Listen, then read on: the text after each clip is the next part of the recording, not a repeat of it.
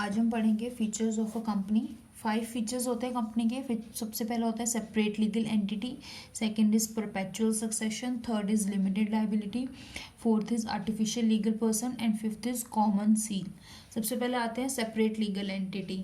Separate legal entity का मतलब आपको पता होगा कि कंपनी जो है जब रजिस्टर्ड हो जाती है तो it is cloth with a legal personality. मतलब जब कंपनी रजिस्टर्ड हो जाती है तो वो अपने मेंबर्स से अलग हो जाती है। कंपनी अलग है, मेंबर्स अलग हैं। So when a company is registered it is cloth with a legal personality. It have almost same rights and powers as a human being. उसके बाद वो सारे राइट्स और पावर्स होते हैं जो एक ह्यूमन बींग के पास होते हैं। Its existence is distinct and separate from that of its member. जो उसकी एग्जिस्टेंस मतलब वो जो है वो डिस्टिंक्ट सेपरेट है अपने मेंबर से। कंपनी अलग है, मेंबर्स अलग हैं। A company can own property, have bank accounts, raise loan, incur liabilities and enter into contracts. Company के अपनी प्रॉपर्टी हो सकती है, उसके नाम का बैंक अकाउंट हो सकता है, वो लोन रेज कर सकती है, लाइबिलिटीज़ हो सकती हैं उसकी खुद की, और वो कॉन्ट्रैक्ट्स भी कर सकती है। तो इसमें मेन हाइलाइट्स कौन कौन से हो गए। सबसे पहला हो गया इसमें कि अ company is a separate legal entity. ठीक है, so it's a legal personality.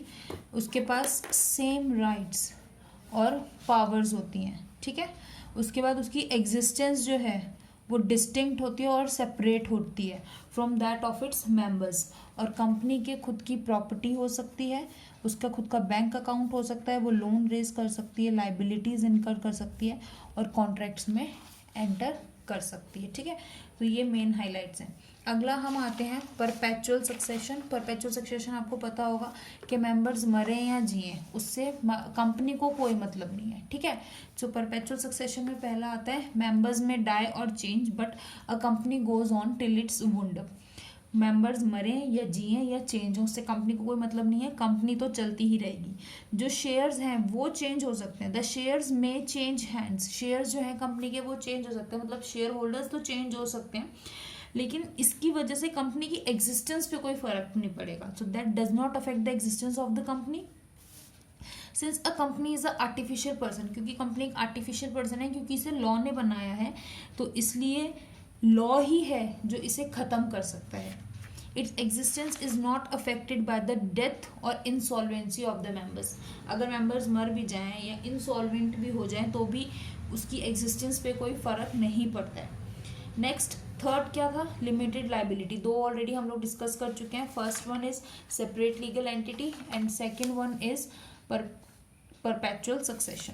Number third is limited liability. Limited liability किस पे डिपेंड करती है, upon the kind of company in which he is a member. वो जिस तरीके की कंपनी में है, अगर तो वो लिमिटेड लाइबिलिटी कंपनी में है तो उसकी लाइबिलिटी लिमिटेड हो जाएगी नॉमिनल वैल्यू ऑफ शेयर्स पे।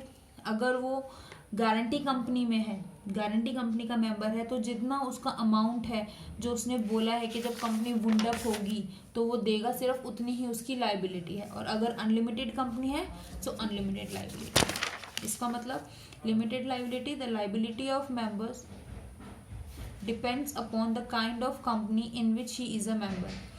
If in case of limited liability company, the liability of member is limited to the extent of nominal value of shares held by them. In case company limited by shares, the members are liable only to the extent amount guaranteed by them, and that only when the company goes on the liquidation.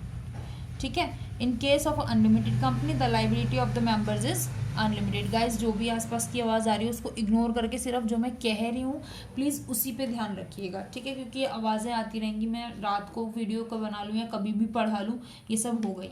So third आता है आपका artificial legal person. Artificial क्यों, अ company is artificial person created by law other than the natural birth. Natural birth तो है नहीं, law ने create किया है, इसलिए ये एक आर्टिफिशियल पर्सन है। और ये एक लीगल और जुडिशियल पर्सन है क्योंकि इसे लॉ ने क्रिएट किया। तो आर्टिफिशियल क्यों है, क्योंकि इसका नेचुरल बर्थ नहीं है, और लीगल क्यों है, क्योंकि इसे लॉ ने क्रिएट किया है।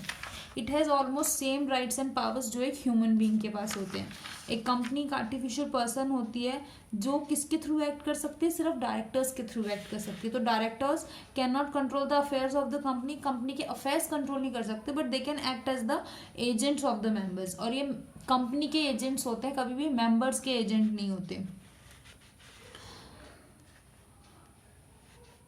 और डायरेक्टर्स या तो खुद से या फिर कॉमन सील के थ्रू कंपनी के फॉर्मल एक्ट्स को ऑथेंटिकेट कर सकते हैं।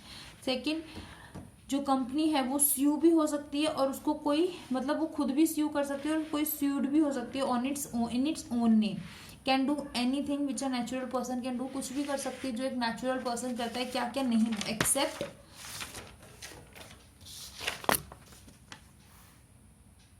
Accept Saint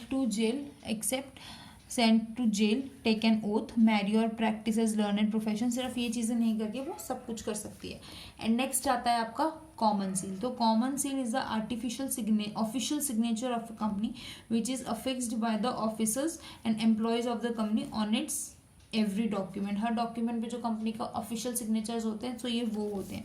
the common seal is a seal used by a corporation as a symbol of its incorporation. तो जो कॉमन सील यूज होती है वो एक सिंबल है इनकॉर्पोरेशन का।